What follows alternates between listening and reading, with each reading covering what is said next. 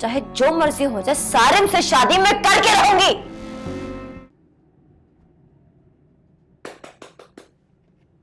आइए। साहब जी बाहर बाहर कोई आपसे आरिफ साहब मिलने आए। अच्छा, बिठाओ उन्हें, मैं आता हूँ। ठीक है।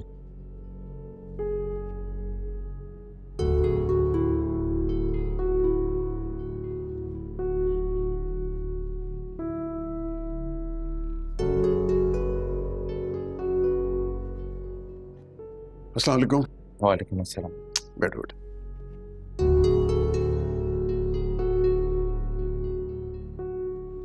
अरे बेटा, मैं दरअसल तुमसे बहुत शर्मिंदा हूं। तुम मेरे बच्चों की तरह हो, लेकिन कुछ गलतफहमियों की बिना पे जो कुछ तकलीफें तुम्हें और तुम्हारे घर वालों को बर्दाश्त करनी पड़ी, ये उसका बहुत अफसोस है। और फिर रूमी तो बेचारी आहिल के बगैर बहुत ही तकलीफ में होगी। बहुत तड़प रही है मेरी बहन अपनी औलाद के लिए, बहुत साबिर। मैं जानता हूं कि उसकी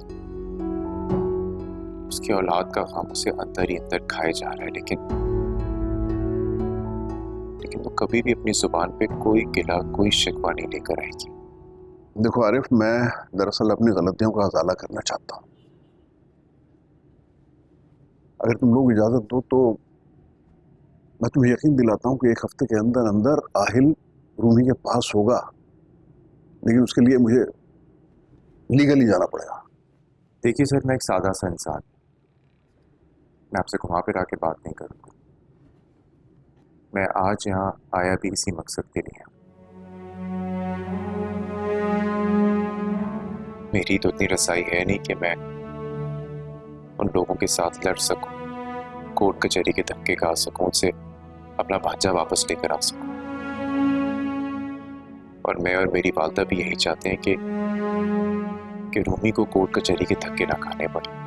तुम इस बात की बिल्कुल फिक्र ना करो, ये सब कुछ मेरी जिम्मेदारी होगी और मेरी पूरी कोशिश होगी कि रूमी को भी कोर्ट के चक्कर ना लगाने पड़े। और आहिल इंशाल्लाह बहुत जल्द तुम्हारे पास होगा, हमेशा के लिए। देखिए साहब, मेरी तो समझ में नहीं आ रहा कि मैं किस मुंह से आपका शुक्रिया अदा करूं। आपका बहुत शुक्रिया। बेटा, शुक्रिया तो मुझे तुम्हारा अदा करना चाहिए कि तुम मुझे मौका दे रहे हो कि मैं अपनी गलतियों का अजाला कर सकूं। देखिए सर, जो कुछ भी हुआ है, मैं नहीं चाहता कि उसके बाद रूमी इन लोगों से किसी किस्म का कोई ताल्लुक, कोई वास्ता रखे। लेकिन बहुत नर्म दिल की है, इसलिए उससे कोई उम्मीद नहीं रखी जा सकती, कोई उम्मीद नहीं रखी जा सकती। इंशाल्लाह सब ठीक कर देगा, इंशाल्लाह फिक्र ना करो, सब ठीक हो जाएगा इंशाल्लाह। एक दफा फिर से सर, आपका बहुत शुक्रिया। अब मैं इजाजत चाहूंगा। बेटा, वो मैंने चाय का खाया है। अरे नहीं, कल फिर कभी सही।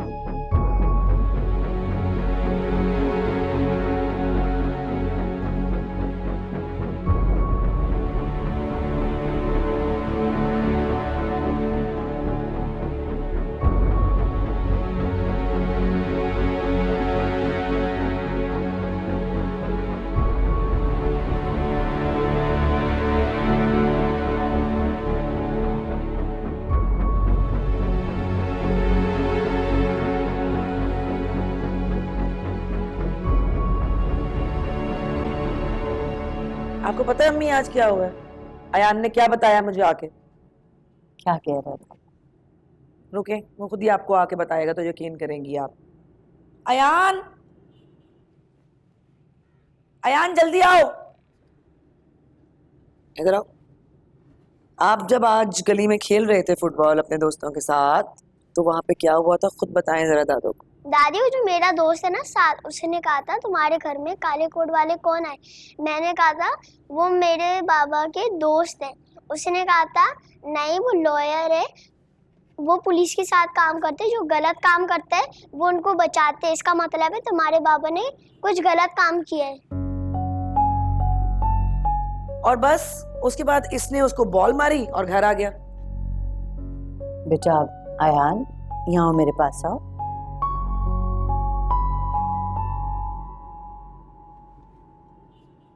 तुम्हारे दोस्त ने बिल्कुल ठीक कहा, उन लोगों को वकील ही कहते हैं और वो लोगों के घर उनकी मदद करने के लिए आते हैं। इसीलिए वो हमारे घर आए कि तुम्हारी फुप्पो जानी की मदद की जा सके और इनका बेटा आहिल इन्हें मिलवा दिया जाए। इसका मतलब है दादी वो आयल को हमारे घर लाएंगे इंशाल्लाह। यस। तुम भी दुआ करना भाई के लिए। चलो जाओ। नहीं, आप इस बच्चे को तो समझा लेंगी, लेकिन बाहर जो मोहल्ले वाले बातें कर रहे हैं उनका क्या करेंगी? मेरी बेटी ने ऐसा कोई काम नहीं किया कि मैं किसी को जवाब दे दूं। भाई देखिए, मेरी बात सुने अम्मी, मैं करती हूँ सीधी सीधी बात। ये आप ना ये वकीलों के चक्कर छोड़ें, आहिल को करे उसके दादी के हवाले और इसकी शादी कराएं कहीं और। भाभी, आज तो आपने ये कह दिया है, आइंदा कभी ये बात कहने का सोचिएगा भी मत। मैं आपकी बहुत इज्जत करती हूँ और चाहती हूँ कि हमारा ये रिश्ता इज्जत के साथ बरकरार रहे। लो जी, एक इसके मुंह में जुबान नहीं थी, वो भी लग गई। हाँ बिल्कुल, जब बात अपनी औलाद पे आती है तो गूंगे के मुंह में भी जबान लग जाती है। रूमी तो फिर पढ़ी लिखी एक समझदार लड़की है। अब बेहतर होगा शांजे कि तुम इस मामले से अपने आप को दूर रखो।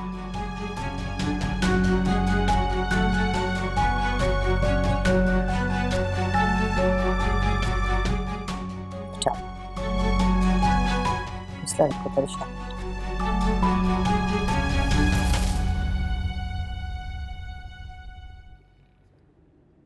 बेगम साहिबा, आहिल बाबा के लिए कुछ बना के लेके आऊं? खिचड़ी बना के ले आओ। जी बेगम साहिबा।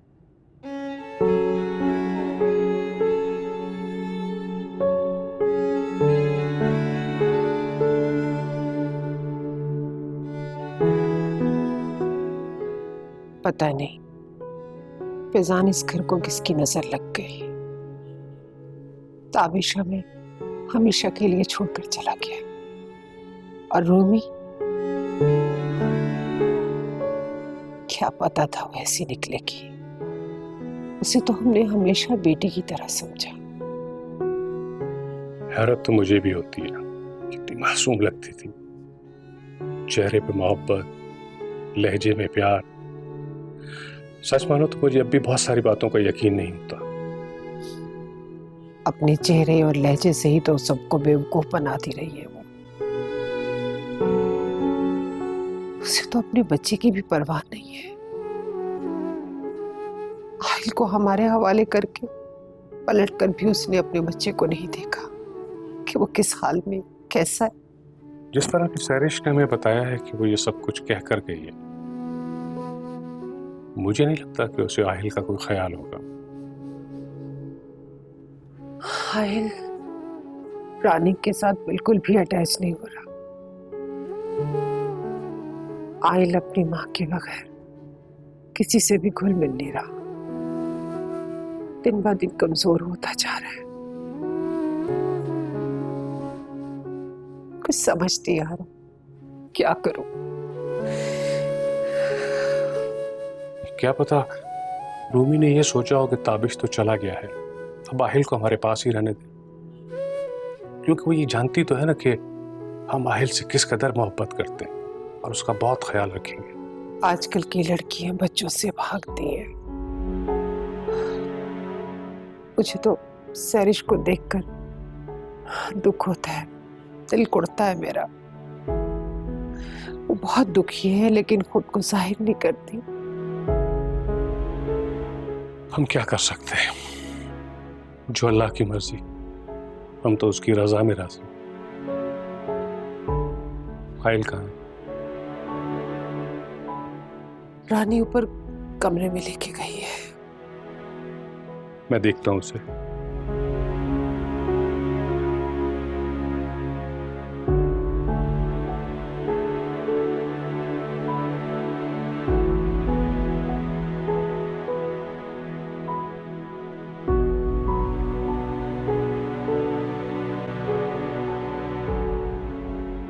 अम्मी,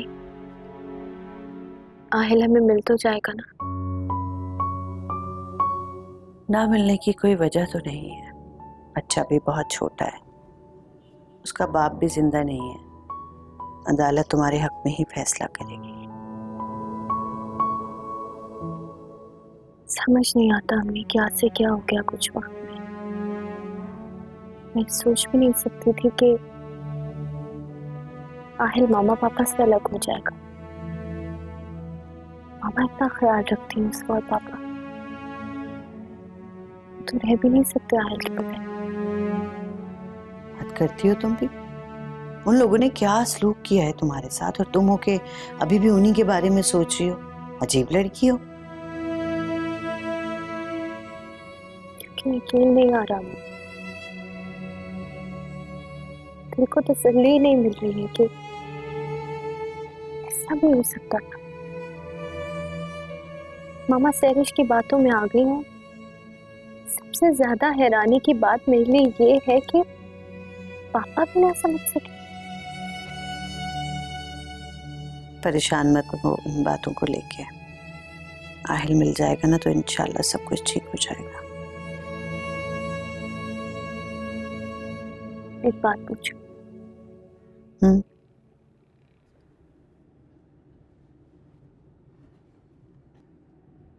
चांदी भाभी को अच्छा नहीं लगता मेरे साथ, बल्कि ये कहना ठीक होगा कि उनको आहिल और मेरा यहाँ रहना गवारा ही नहीं। हाँ, ऐसी ही बात है। मगर बेटा तुम परेशान मत हो। जब तक जिंदा हूं तुम्हें कभी कोई परेशानी नहीं होगी। तुम्हारी माँ का घर है।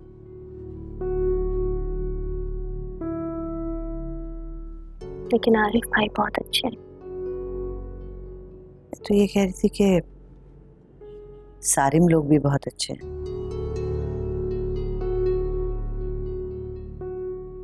सारिम का नाम तो आप ना ही लिया करें मेरे सामने।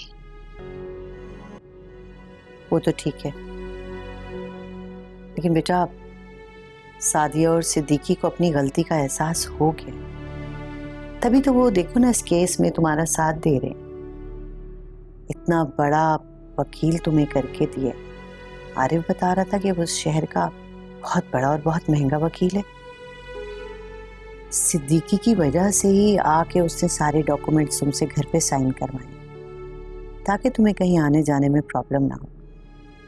देखो ना, अगर वो ये सब कुछ ना भी करें हमारे लिए तो हम क्या कर सकते हैं, लेकिन वो फिर भी हमारा साथ दे रहे हैं।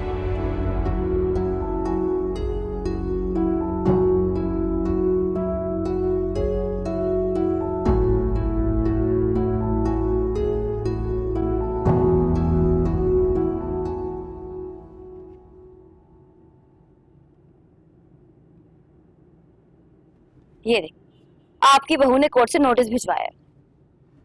क्या लिखा है इसमें? इसमें साफ साफ लिखा है कि रूमी को आहिल की फुल कस्टडी चाहिए, और इसी सिलसिले में हमारी कोर्ट में हियरिंग है 15 तारीख को।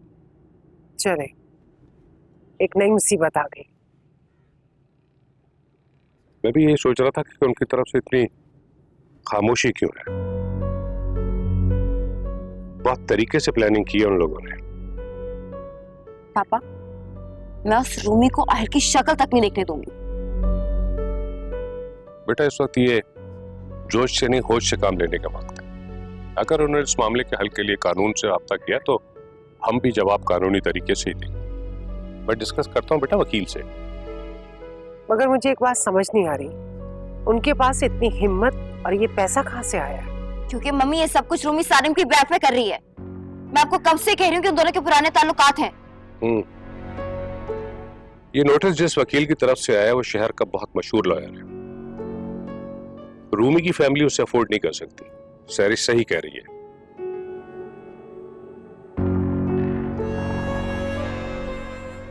पापा, मैं तो कहती हूँ कि रूमी पे ना 2-3 चार्जेस लगा देते हैं, बस चलने के, चोरी के या किसी भी और चीज के, ताकि हम एक केस बना सके कि हमें एक कैरेक्टरलेस लड़की को अपनी औलाद नहीं सौंपनी। खामोश रहो सैरिश।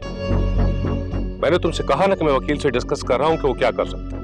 वैसे भी इस नोटिस में उन्होंने सिर्फ आहिल की कस्टडी मांगी है। रूमी की तरफ से कोई इल्जाम या कोई दावा नहीं लगा हम पे। ये बहुत तरीके से और बहुत सूझबूझ के साथ मामला हल करना पड़ेगा। तुम्हारे बाबा ठीक कह रहे हैं, वो लॉयर से बात कर रहे हैं ना बेटा। प्लीज तुम जज्बात में आके कोई गलत फैसला मत कर देना। रूमी कितनी चालाक निकली, सारिम के सहारे सारा केस लड़ रही है। देखा मम्मी आपने?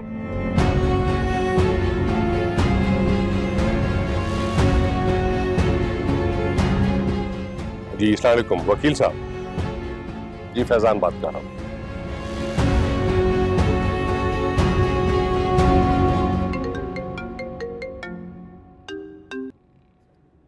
हेलो। तुम्हें क्या लगता है ये सब कुछ करके तुम जीत जाओगी? कौन? अच्छा, अब आवाज भी नहीं पहचान रही हो तुम? तुम्हें कैसे भूल सकती हूँ मैं? नया फोन था ना, उसमें नंबर सेव नहीं था तुम्हारा। सारिम ने सबसे पहले तुम्हें नया फोन ही तो दिलवाया होगा, है ना? बस एक लफ्ज और नहीं कहोगी तुम।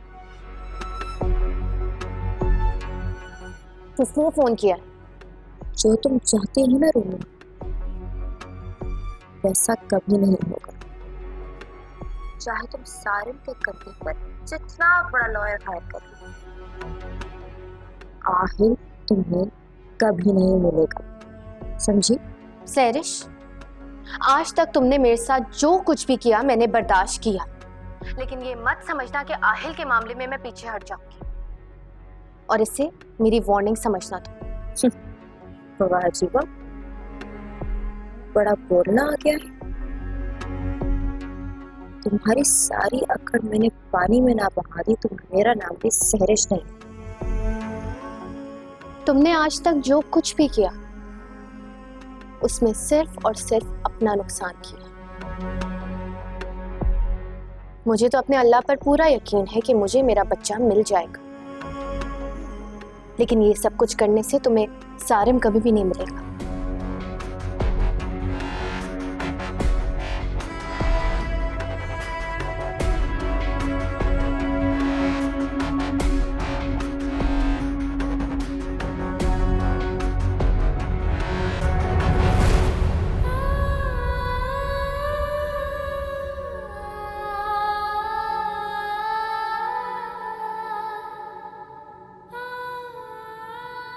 रूमी, बेटा क्यों रो रही हो तुम? क्या बात है? तुम्हें शान से नहीं कुछ कहा?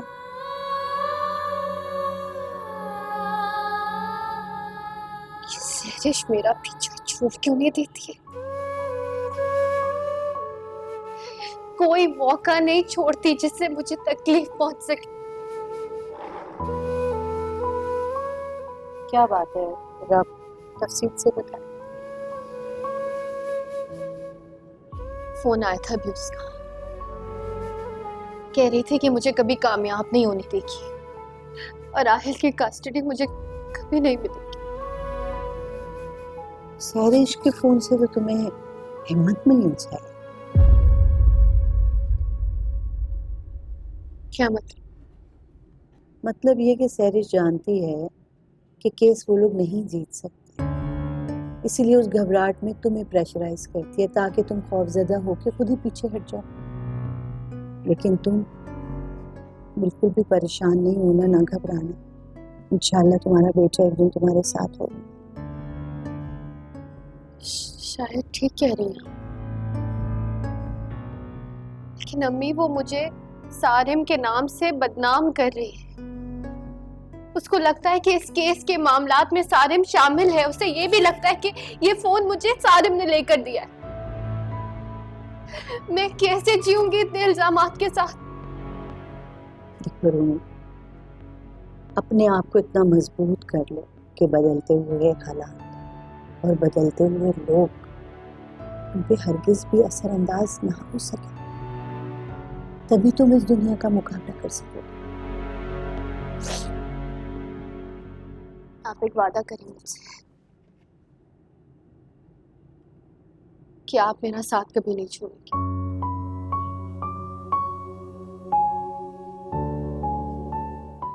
भला एक माँ भी कभी अपनी बेटी का साथ छोड़ सकती है? नहीं ना। तो फिर ऐसा कभी सोचना भी।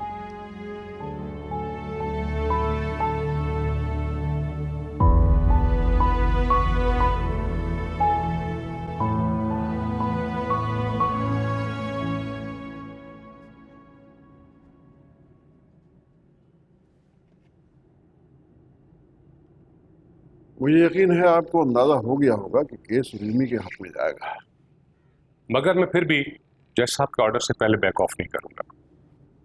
अगर आपको रूमी से इतनी हमदर्दी थी और आप रूमी की शादी सारिम से करवाना ही चाहते थे, तो फिर ये सब ड्रामा रचाने की क्या जरूरत थी सिद्दीकी साहब?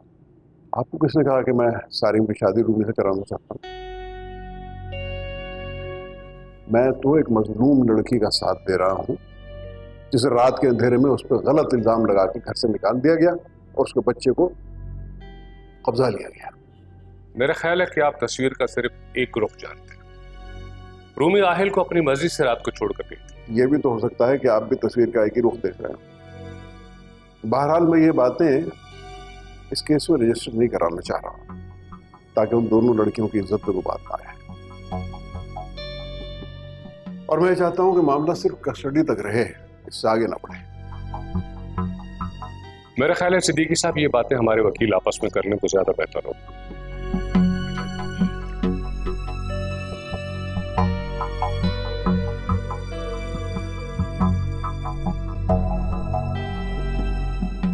कल ये फैजान साहब क्या कह रहे थे? कुछ नहीं बेटा, कोई ऐसी बात नहीं। हमारा केस बहुत स्ट्रॉन्ग है। उनके पोते का मामला है, फ्रस्ट्रेशन तो होगी ना।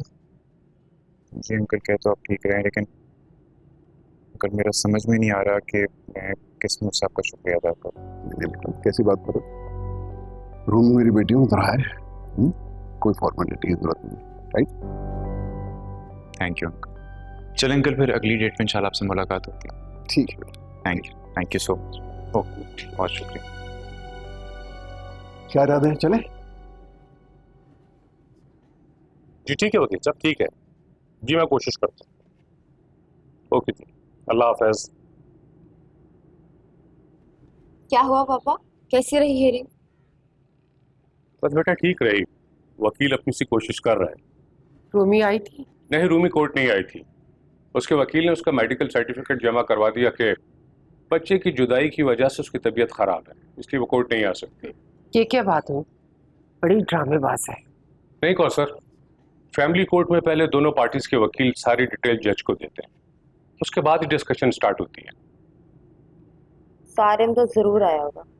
नहीं बेटा, सारिम वहां नहीं था। इस केस में शायद उनकी हेल्प सिद्दीकी साहब कर रहे हैं, और उनका वकील सिद्दीकी साहब के काफी क्लोज लग रहा था।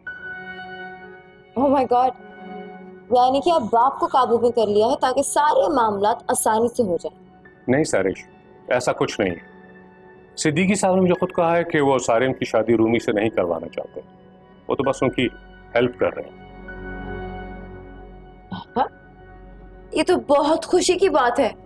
हमें आहिल की फिक्र है और तुम्हें सारिम की शादी की फिक्र पड़ी है। बस मेरा पोता मिल जाए, मेरे बेटे की आखिरी निशानी। हमें कुछ नहीं चाहिए। देखो कौसर, देखते हैं कि नेक्स्ट वीक की हेयरिंग पे क्या होता है। वैसे इस तरह के केसेस में इतनी जल्दी जल्दी डेट्स नहीं मिलती। लगता है सिद्दीकी साहब का वकील बहुत मेहनत कर रहा है और वो जल्द अज जल्द इस केस को क्लोज करना चाहता है। तो पापा, आप वकील से कह के कुछ उल्टा सीधा रूमी के खाते में क्यों नहीं डलवा देते? लॉयर्स तो अपनी तरफ से पता नहीं क्या क्या कहानियां घड़ते रहते हैं, राइट? ये भी तो हो सकता है कि आप भी तस्वीर का एक ही रुख देख रहे हैं। बहरहाल मैं ये बातें इस केस में रजिस्टर नहीं कराना चाह रहा हूं ताकि उन दोनों लड़कियों की इज्जत पे कोई बात ना आए। आप मुझे क्यों इस तरह देख रहे हैं, क्या हो गया? कुछ नहीं बेटा, मैं काफी थक गया हूँ, मेरा ख्याल है मैं थोड़ा आराम कर लूँ।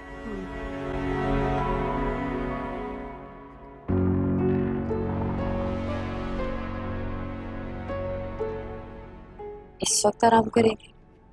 पापा को क्या हो गया?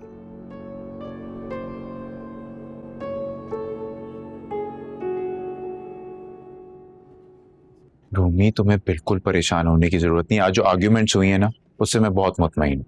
और तुम देख लेना, इंशाल्लाह इंशाल्लाह आहिल की कस्टडी हमें ही मिलेगी।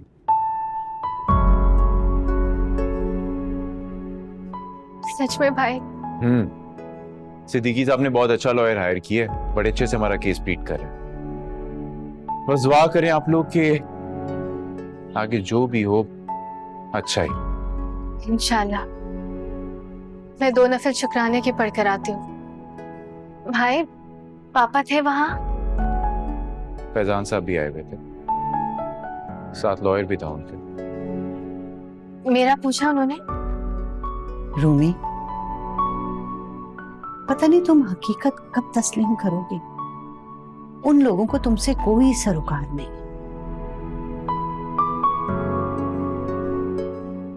मैं आती हूँ।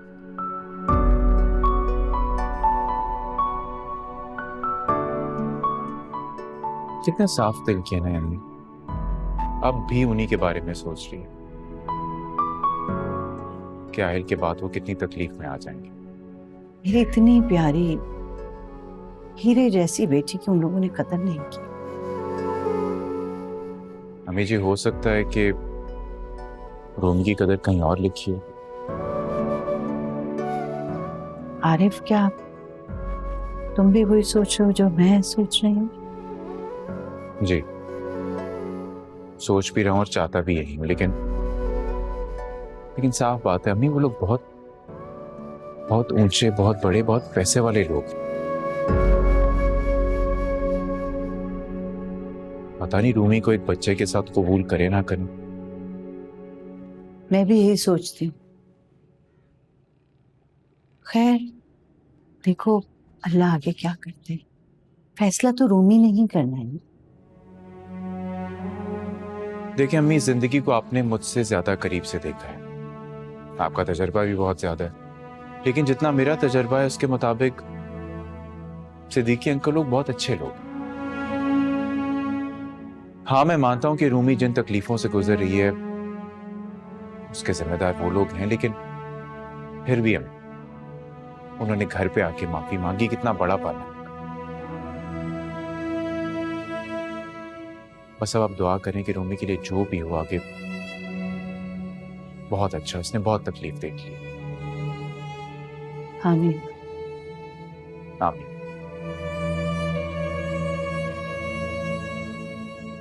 देखिए फैज़ान साहब, मैं आपको कोई झूठी उम्मीद तो नहीं दिला सकता। मैं चाहे जितनी भी कोशिश कर लूं, लेकिन बच्चा मां को ही मिलेगा, इसलिए कि बच्चा अभी बहुत छोटा है और आपका बेटा भी हयात नहीं है। देखिए वकील साहब, इन तमाम बातों का मुझे इल्म है। आप किस मर्ज़ की दवा, आप मुझे बताइए कि आप क्या मदद कर सकते। देखिए, सामने वाली पार्टी बहुत स्ट्रॉन्ग है, फिर भी मैं कोशिश करूंगा कि आपको महीने 2 महीने में 1 मरतबा या 2 मरतबा मुलाकात की इजाज़त दिलवा दूं। वो हमारा पोता है वकील साहब, हम जब चाहें उससे मिल सकते हैं, जब चाहें अपने घर रहने के लिए ला सकते हैं। ये आपने क्या बात कर दी? देखिए फैज़ान साहब, कानून में बहुत दाव पेश होते हैं, बहुत पेचीदगियाँ होती हैं, इसलिए ज़्यादातर लोग अपने ख़ानदान वालों के साथ बैठकर ही मामलात हल कर लेते हैं। अब क्योंकि कानूनी कार्रवाई है, इसलिए लॉ के साथ चलना होगा। एक हल और भी है। वो क्या? आप किसी तरह बहू और उसके घर वालों को ये साबित कर दें कि वो बच्चा संभालने के अहल नहीं। वो किस तरह? आप बहू को मेडिकली अनफिट कर दें कि वो बच्चा संभालने के अहल नहीं है। हम मेडिकल सर्टिफिकेट बनवा लेते हैं और आपके घर के नौकरों को गवाही के लिए बुला लेते हैं। लेकिन वकील साहब, ये तो झूठ है, वो बिल्कुल ठीक ठाक लड़की है। अरे फैज़ान साहब, केस जीतने के लिए इंसान क्या कुछ नहीं करता। आप बहू को बदचलन साबित कर दें। बस करें वकील साहब, मैं ये सब कुछ नहीं कर सकता। मेरी भी एक जवान बेटी है। तो फिर फैज़ान साहब, आप कोर्ट के फैसले का इंतज़ार करें, लेकिन मैं फिर भी पूरी कोशिश करूंगा कि आपको ज़्यादा से ज़्यादा कोर्ट से आसानी दिलवा सकूं। पापा दरअसल आप चाहते ही नहीं है कि आहिल हमारे पास रहे, है ना? कैसी बातें कर रही हो सैरिश? तुम्हारे पापा ऐसा क्यों चाहेंगे?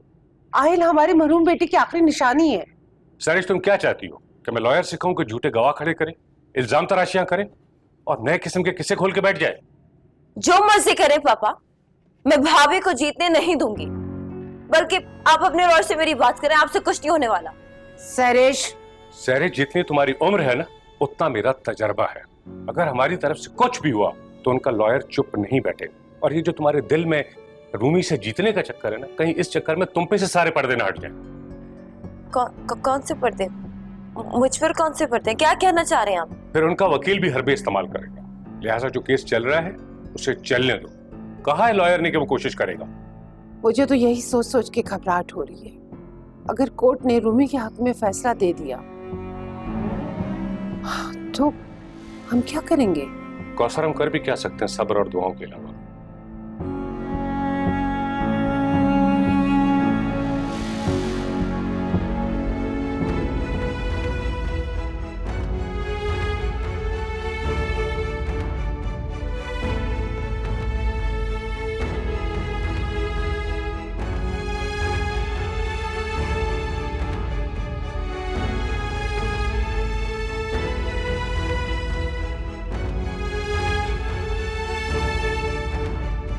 कैसे भूलेंगे वो सितम जो वक्त ने किए हैं सनम।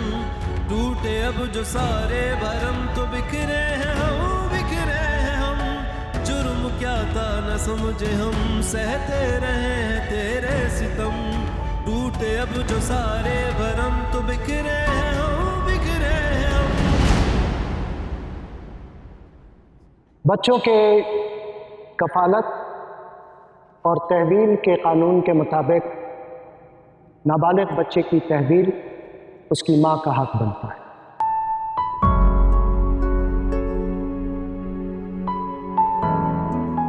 लिहाजा ये अदालत फैज़ान अहमद को हुक्म देती है कि वो आहिल अहमद व ताबिश अहमद को उसके माँ के सुपुर्द कर दे।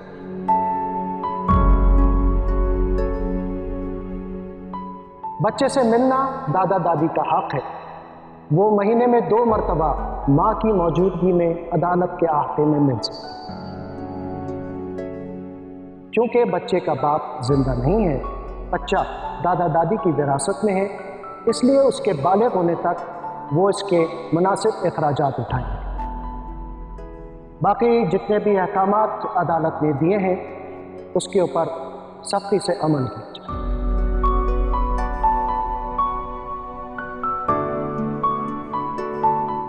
अदालत बर्खास्त की जाती है।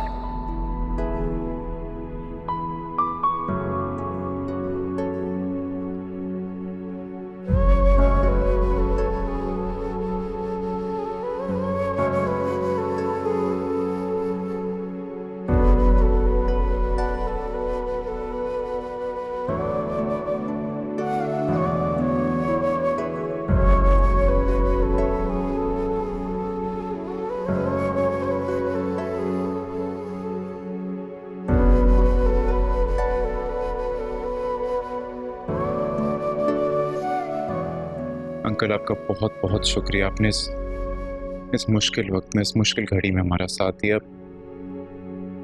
मेरी तो समझ में नहीं आ रहा कि मैं किस मुंह से आपका शुक्रिया अदा करूं। नहीं बेटा, शुक्रिया कोई बात नहीं, ये तो मेरा फर्ज था। तुम्हारा दुख बहुत बड़ा है बेटा, और मैं चाहूंगा कि तुम मुझे और सारिम को माफ कर दो। और ये माफी मैं किसी बदले के तौर पे नहीं मांग रहा हूं कि मैंने आहिल की कस्टडी में तुम्हारी मदद की। आहिल की कस्टडी में तो वो तुम्हारा हक था। मैं तो सिर्फ अपने दिल का बोझ हल्का करना चाहता हूँ। हमारी वजह से तुम्हें बहुत तकलीफ उठानी पड़ी। अंकल, आपने मेरा एहसास किया, अपनी गलती तस्लीम की, मेरे लिए बस यही काफी है। मेरा बच्चा मुझे मिल गया, मुझे यही चाहिए था। और आपकी और आंटी की तो कोई गलती थी भी नहीं। आप क्यों माफी मांग रहे? मैंने सारिम और माहम को भी माफ किया। बस उनसे कहिएगा कि मुझसे अब कोई राब्ता ना करे। मैं मजीद अपना दिल बड़ा नहीं कर पाऊंगी। देखिए अंकल, अम्मी ने आपको जो कुछ भी कहा वो रूमी की परेशानी में कहा। मैं आपसे अम्मी की तरफ से माफ़ी मांगता हूँ। आप प्लीज़ अम्मी की तरफ से अपना दिल साफ कर लें और सादी आंटी से भी कहें कि वो भी अम्मी को माफ़ कर दें। नहीं नहीं बेटा, ऐसी कोई बात नहीं, बल्कि मैं भी ये चाहूँगा कि आप लोग भी सब कुछ भुला दें।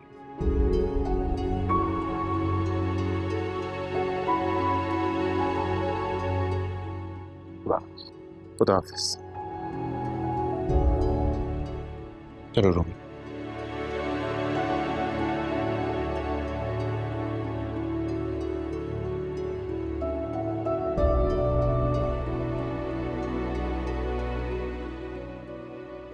मम्मी आप प्लीज ना रोए। हमने रो रो के अपनी क्या हालत कर ली है। ये पानी पिए ना प्लीज। नहीं चाहिए मुझे पानी। मेरा आहिल मेरे ताबिश की निशानी उससे जुदा हो गया।